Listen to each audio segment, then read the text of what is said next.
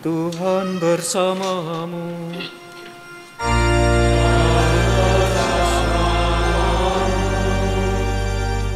Inilah Injil Yesus Kristus menurut Santo Lukas.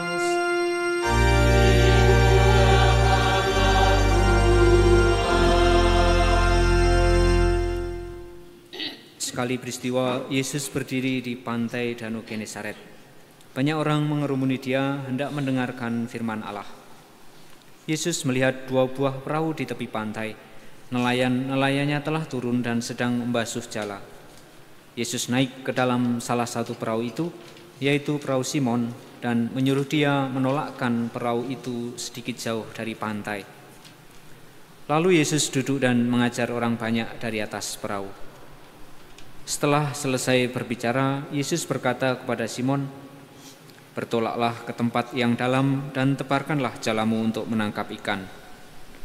Simon menjawab, "Guru, telah sepanjang malam kami bekerja keras dan kami tidak menangkap apa-apa. Tetapi karena perintahmu, aku akan menebarkan jala juga." Dan setelah melakukannya, mereka menangkap ikan dalam jumlah besar, sehingga jala mereka mulai koyak. Lalu mereka memberi isyarat kepada teman-teman di perahu lain, supaya mereka datang membantu. Maka mereka itu datang lalu mengisi kedua perahu itu dengan ikan hingga hampir tenggelam. Melihat hal itu, Simon Petrus tersungkur di depan Yesus dan berkata, "Tuhan, tinggalkanlah aku karena aku ini orang berdosa." Sebab Simon dan teman-temannya takjub karena banyaknya ikan yang mereka tangkap. Demikian juga Yakobus dan Yohanes, anak-anak Zebedeus yang menjadi teman Simon. Yesus lalu berkata kepada Simon, "Jangan takut, mulai sekarang engkau akan menjala manusia." Sesudah menghela perahu-perahunya ke darat, mereka pun meninggalkan segala sesuatu dan mengikuti Yesus. Demikianlah sabda Tuhan.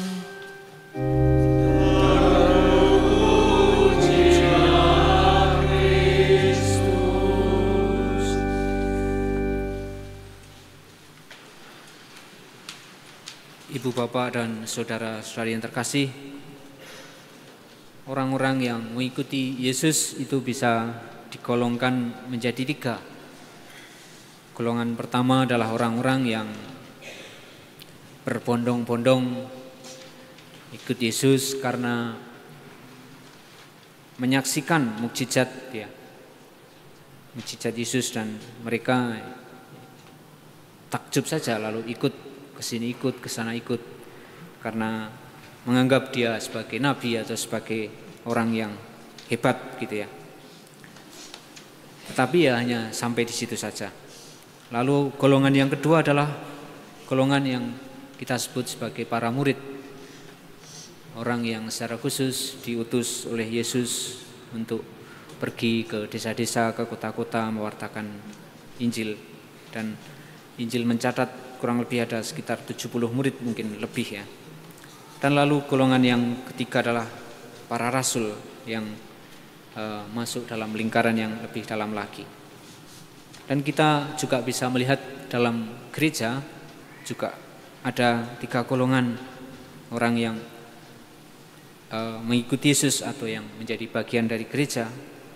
Orang-orang pertama, orang-orang yang ikut Yesus karena ingin diselamatkan. Lalu golongan kedua, orang-orang yang terlibat lebih dalam lagi ya, yang aktif di lingkungan, aktif di paroki, aktif di kegiatan-kegiatan gerejawi.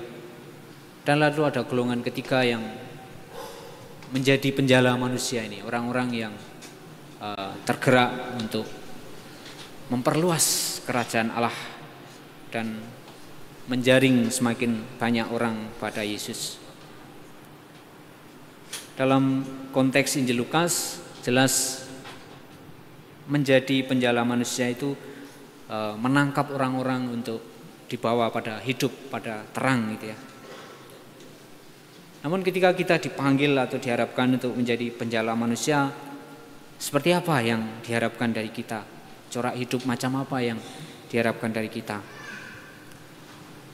Apakah seperti tukang mancing yang ke mana-mana bawa pancingan itu? Nah, tentu saja tidak. Kita perlu melihat pertama-tama bahwa Allah memanggil para murid dan juga kita masing-masing secara personal.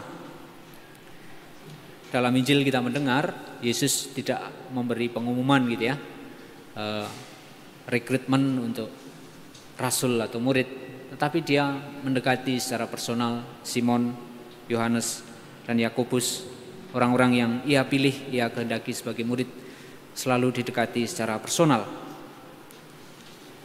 Dalam kisah lain Matius kita tahu dia didekati di rumah cukai, dipanggil secara personal. Lalu ada Nathanael yang disentuh melalui pengalaman personal juga. Dan juga hari ini Petrus, Yohanes, dan Yakobus yang secara jelas diajak atau dipanggil untuk menjadi penjala manusia. Maka panggilan setiap orang itu tidak pernah selalu sama, pasti ada aspek personalnya di situ. Dan seringkali hanya kita sendiri yang tahu bahwa pengalaman tertentu itu merupakan panggilan bagi kita untuk terlibat lebih jauh dalam hidup menggereja. Dan sama halnya seperti para murid yang dijumpai oleh Yesus dalam keseharian mereka ya. Mereka sedang mencari ikan yang merupakan mata pencaharian sehari-hari mereka. Tiba-tiba didatangi Yesus dan dipanggil untuk menjadi penjala manusia.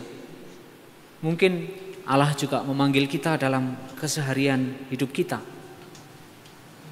Dan ini membuat menjadi lebih sulit karena barangkali keseharian kita begitu sibuk, begitu banyak hal yang harus dilakukan dan kita menjadi tidak awas gitu ya, karena itu terjadi dalam hal yang biasa, hal yang sehari-hari.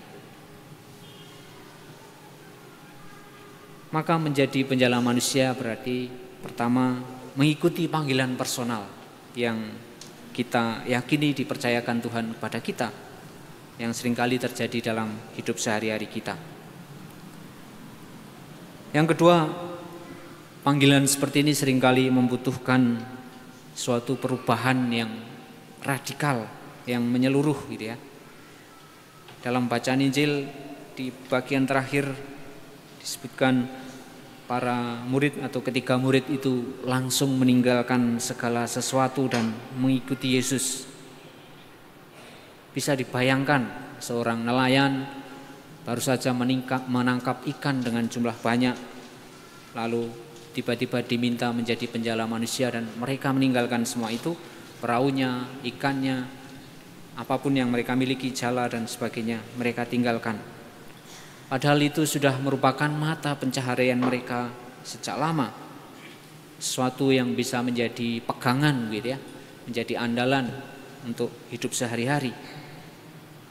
Maka ketika itu ditinggalkan menjadi tanda atau menjadi lambang gitu ya. Mereka mau menyerahkan apa yang selama ini mereka andalkan, apa yang selama ini mereka pegang.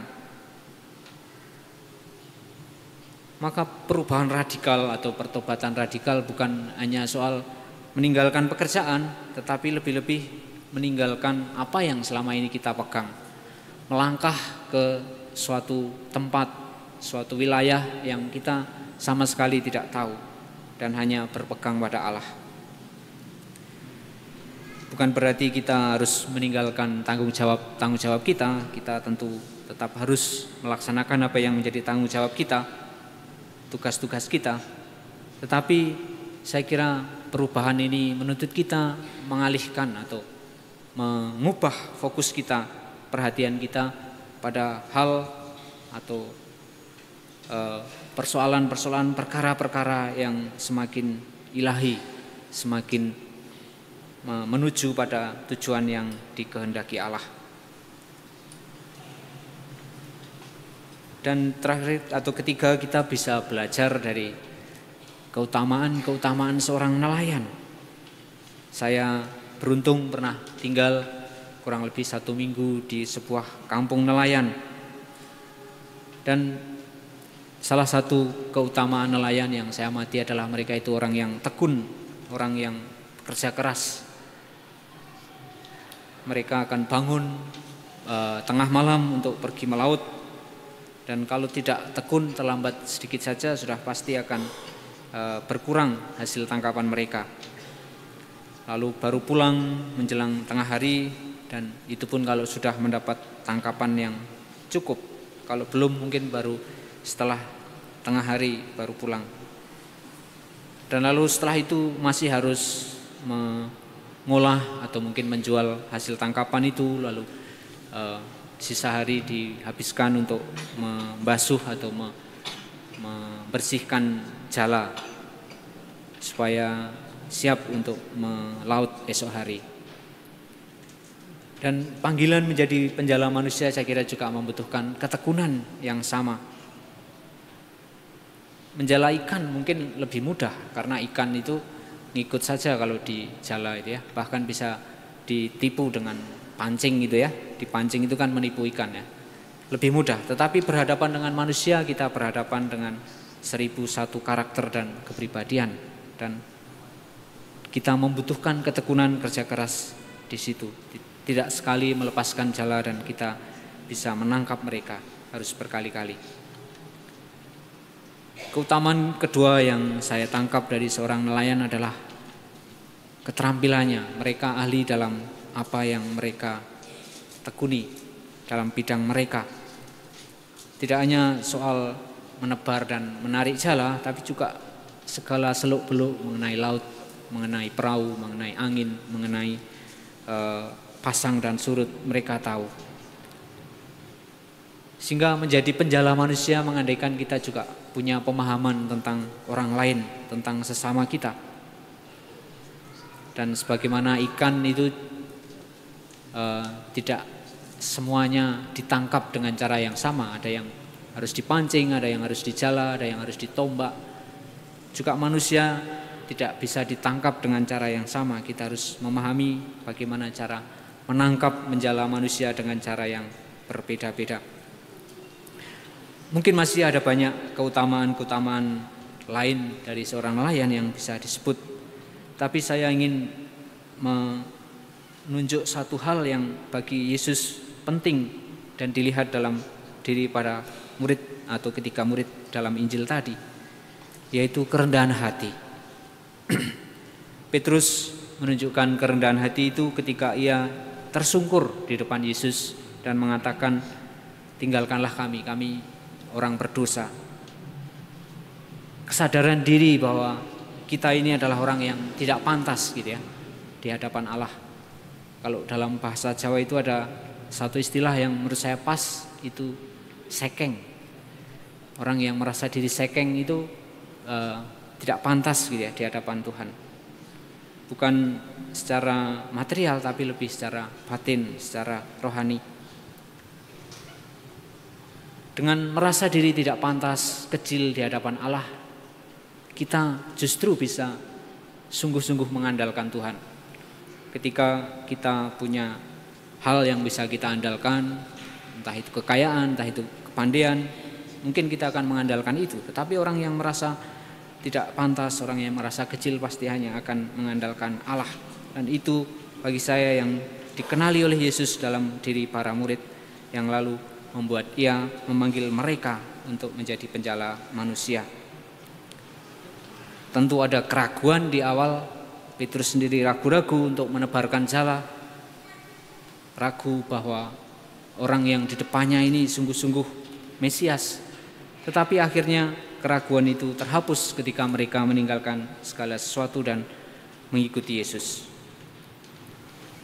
Maka merangkum khotbah ini, saya ingin mengajak kita untuk semakin awas, semakin waspada dengan hidup sehari-hari kita. Karena di situ justru mungkin Allah menjumpai dan memanggil kita secara personal.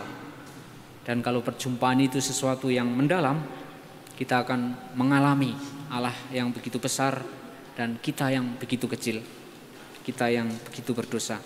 Tetapi justru dalam kerendahan hati itu, kita yang tadinya ragu-ragu akan diteguhkan dan mendapat kepastian. Kita mohon rahmat supaya berangkat dari sikap sadar dan awas itu, kita mampu menjumpai Allah secara personal dan memahami kehendaknya bagi kita semua.